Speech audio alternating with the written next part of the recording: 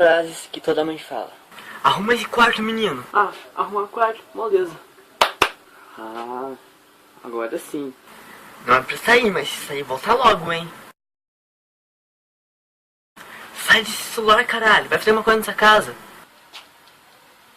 Mas mãe... Tá.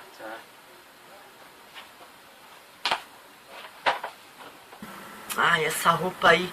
Até parece que você assaltar um banco. Rapaz, mãe, vou ali na esquina um pouquinho com seu amigo. Falou aí. Ó. Não tem essa. Você não vai, você não é todo mundo. Olha, tô avisando. Não querendo nessa tão cedo, hein. Puta que pariu, menino. 30 anos e não tem neto. Tu é gay, por acaso? Não sou gay não, mãe.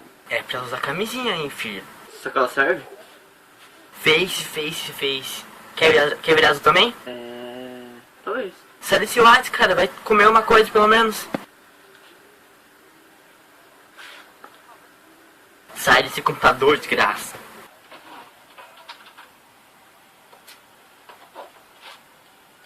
Acorda, caralho. Tá tirando. Vai estudar, porra. Tá.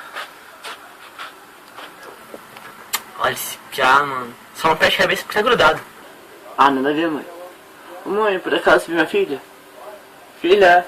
Ó, filha, só não vai parecer grávida, tá bom? Meu bebezinho.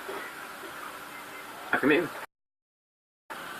É, galera, esse foi o vídeo de hoje, mano. Homenagem a todas as mães do Brasil. É nóis e falou.